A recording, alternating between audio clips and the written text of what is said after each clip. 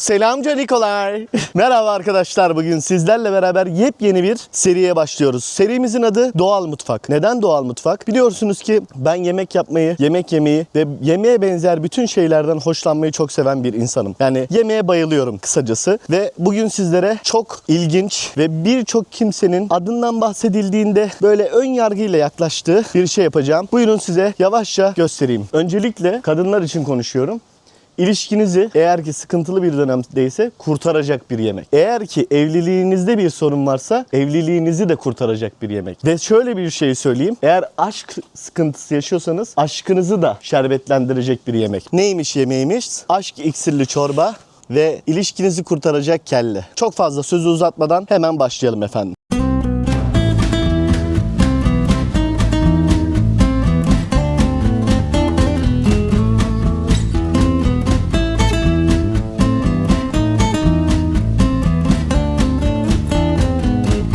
Burada ayaklarımız var. Bunlar kuzu ayak olması gerekiyor. Çünkü dana olsaydı biraz daha büyük olurlardı. Kuzu ayağımızı önceden yıkamış olduğumuz tepsimize atıyoruz. Şu şekilde. Burada çok önemli bir nokta. İliklerimiz. Normalde ateşi dışarıda yakıp çorbayı dışarıda yapacaktım.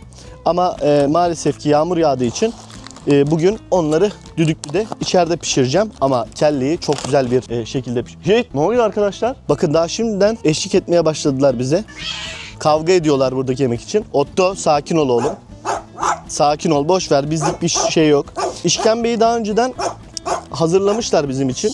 O yüzden işkembeyle ilgili bir sorunumuz yok. Biz işkembemizin hepsini kullanmayacağız ama bir kısmını kullanacağız. Geri kalanları zaten hayvanlar yer. Şimdi şu şekilde tepsimizi hazırladık abi. O kadar kolay ve o kadar lezzetli oluyor ki yani gerçekten bayılacaksınız buna ya. Ben size onu öyle söyleyeyim. Ellerimiz temiz bu arada, merak edenler için. Bazıları merak ediyor çünkü hani ellerin temiz miydi falan da filan da. Ellerimiz temiz. Bu o kadar önemli bir şey ki değerli dostlar. Bakın herkes için söylüyorum. Bir kolajen deposu. Hani siz gidiyorsunuz mesela cilt bakım ürünleri falan alıyorsunuz ya. Bu cilt bakım ürünlerinin içerisinde kolajen var. Yalan yok. Şimdi yalan bir şey konuşmuyoruz. Bu kolajen nereden çıkıyor? Tabii ki abi ayak paçadan, kelle paçadan. Bu mix çorba da iksirli bir çorba. Gerçekten bu iksirli çorbayı denediğinizde diyeceksiniz ki ya Fatih gençleştim resmen diyeceksiniz. O yüzden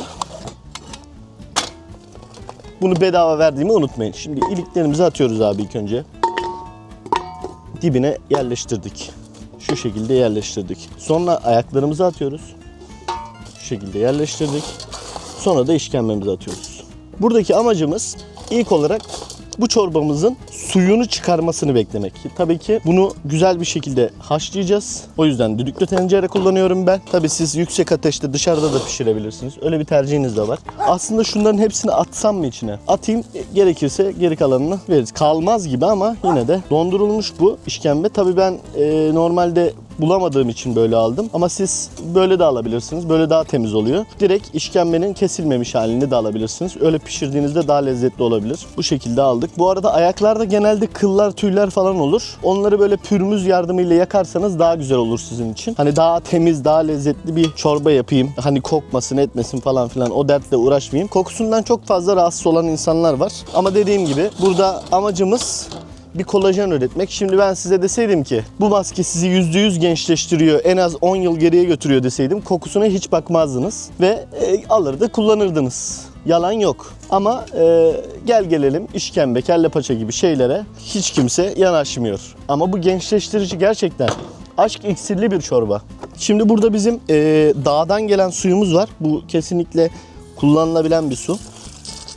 Bu sudan tedirgin olmamıza gerek yok. Suyumuzu iyice dolduruyoruz. Bu şu anda Bursa'da bir dağdan gelen bir su. Sayıdabat Şelalesi'nden gelen bir su. O yüzden biz bunu gönül rahatlığıyla kullanabiliyoruz.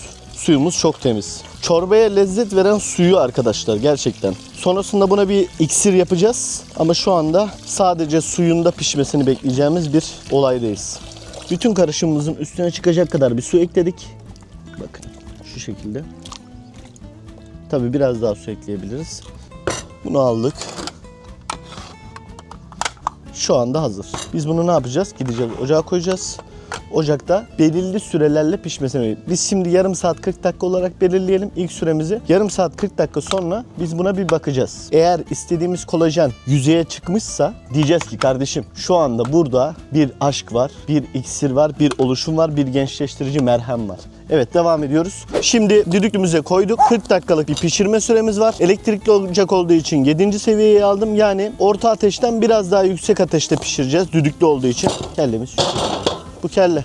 Bunun her yeri yenir. Ama bu kelleyi biz nasıl pişireceğiz? Önemli olan o. Bakın ne var burada. Taş fırın. Gerçekten bize büyük bir lezzet sunacak, çok fazla değerli olan taş fırınımız.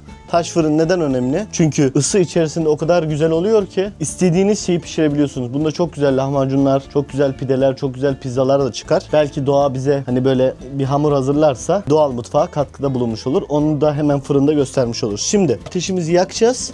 Sonra kenarlara alacağız ateşi. Sonra kellemizi de kürekle ortaya alıp aynı lahmacuncuda gördüğünüz gibi pişireceğiz.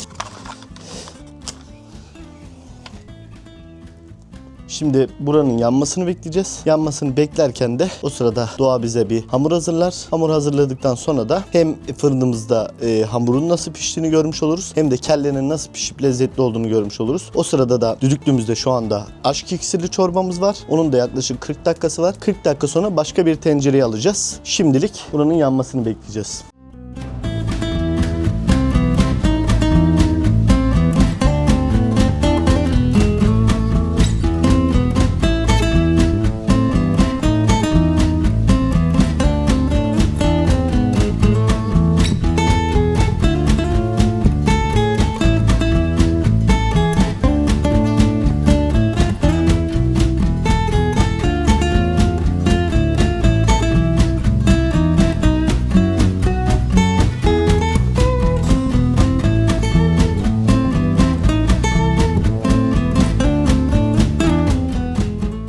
Değerli dostlar, yaklaşık 40 dakikanın ardından fırınımız yandı. Fırınımızı ayarlayıp kellemizi atacağız. Fırınımıza kellemizi verelim dedik. Kellemizi şöyle alüminyum folyoya sardık. Evimizde alüminyum folyomuz varmış. Şöyle ateşimizi ilk önce sağa sola almamız lazım.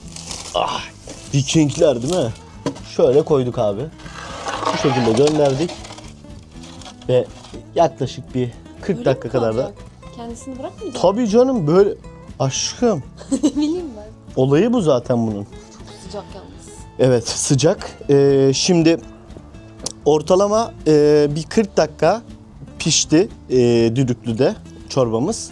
Ama bir 40 dakika daha pişirme ihtimalimiz var. Çünkü hani bizim tam istediğimiz kıvama geldi diyemem. Şu an kellemiz fırında böyle bu şekilde pişerken biz de çorbamızın kontrollerini yapacağız. O sırada hamurumuzun içini hazırlayacağız. Hamurumuzun içini de hazırladıktan sonra bu fırınımızı test etmiş olacağız. Bir bakalım fırınımız ne derece. Bayıltır insanı. Bu arada hala kellemiz ve ayak paçamız pişmeye devam etmekte. Bunlar pide oldu. Bunlar lahmacun olmadı. Evet, doğal mutfak tüm hızıyla devam ediyor. Efendim, buna bol malzeme koyacağız. Sizce diğer malzememiz yandı mı? Önemli olan noktamız bu. Şu anda. Buraları kenardan kırptık abi. Şuradan da kırptık.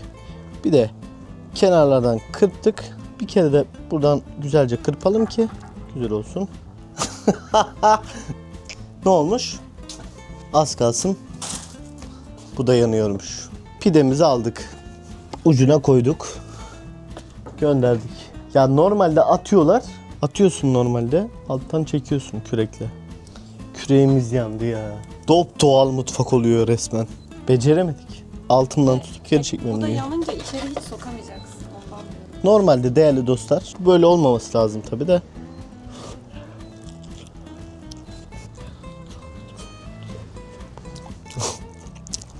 Maalesef ki taş fırını nasıl çalıştıracağımızı ilk defa öğrendiğimiz için böyle hatalarımız oldu. Biz de hatalarımızı telafi etmek amacıyla bir bakır tepsimize ona koyduk. Bekliyoruz. Ortalama 3-4 dakika içinde pişecek diye tahmin ediyorum ben. Kellemiz devam etmekte. Ayak paçamıza bakacağım. Üstüm bayağı dağıldı gördüğünüz gibi. Ama doğal mutfak tüm hızıyla devam ediyor efendim. Evet değerli dostlar, kellemiz hala pişmekte ama çorbamız şu anda istediğimiz seviyelere neredeyse geldi. Hatta geldi de diyebiliriz. Bunu nereden anlayabiliyoruz? Bunda en zor pişen şey ayaktır. Ayağımızı şu şekilde aldık. Bakın eğer ki ayaklarımız bu şekilde dağılacak seviyeye gelmişse şu anda ayak paçamız pişmiş demektir. Biz bunun içine ne yapacağız değerli dostlar? Ayrımlarımızı yapıp sarımsağımızı ve alıç sirkemizi, bak burası çok önemli. Alıç sirkemizi dökeceğiz. Sonrasında da tereyağıyla unumuzu kavuracağız. Yumurtamızı ve ardından da yoğurdumuzu bir karışım haline getirip bunun içine dökeceğiz ve terbiyesi olacak. Şu anda bu görmüş olduğunuz şey bizim ayaklarımızın pişmiş olduğunu gösteren. Yani ayak bu seviyeye geldiyse şu anda artık bakın göstereyim hatta ben size. Daha net olsun. Şu şekilde. Ayağımızın pişmiş olduğunu anlamına geliyor. Halıç sirkemizi döktük.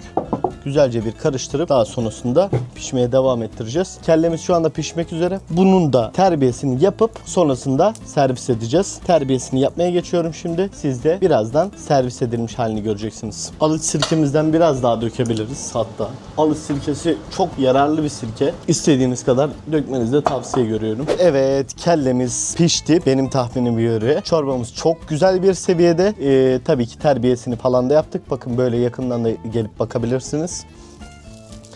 Kellemizi şimdi şöyle bir ayıklayacağız. Ayıkla tabii bunun içinden beyni çıkar, bilmem nesi çıkar falan filan ama biz şöyle genel olarak kellemizin nasıl piştiğini göstermek amacıyla hızlı hareketlerle gösterelim. Çok güzel kokuyor çünkü çok güzel pişti. Bak.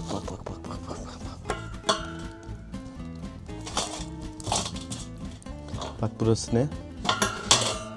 Ha? Beyin değil mi? Bak şimdi.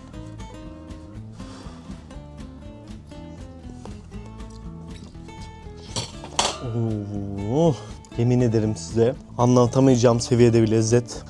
Şöyle kaşığımı alıyorum hemen. Çorbama da dalıyorum. Çorbamın üzerinde ellerim şöyle pis olabilir. Bunlara hiç takılmayın. Bu doğal mutfak olduğu için böyle. Ama tabii ki ben bunu Adana mutfağı gibi çekmiş olsaydım şu an ellerim tertemizdi ve görmüş olduğunuz mutfakta görseller de tertemizdi. Bizim niyetimiz burada doğal mutfağı aşılamak. Nasıl? Diyorsun yani. Bir şeyimiz eksik. Ne diyorsun? İksir. Bu iksir olmadan olmaz. Aşk iksiri. Değerli dostlar, her şey o kadar lezzetli ve o kadar güzel olmuş ki ben videodan çıkıp bir an önce bunların keyfine varmak istiyorum. Sizlere çok teşekkür ediyorum. Buraya kadar izleyen herkese gerçekten like atmayı ve abone olmayı unutmayın. Kendinize iyi bakın. Doğal mutfakla kalın. Görüşmek dileğiyle. Değerli dostlar. Şöyle. Ay, sen ne diyorsun ya? Lezzetten ağlatıyor insanı resmen ya.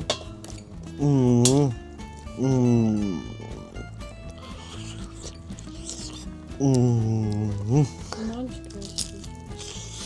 Dişi o dişi.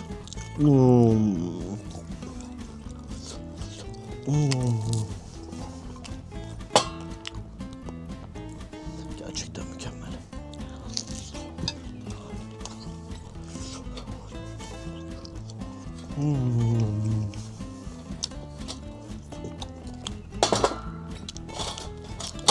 Daha en lezzetli yerleri duruyor burada. Bakar mısın şunun içine, bakar mısın? Bakar mısın? Temizlikten ölüyor.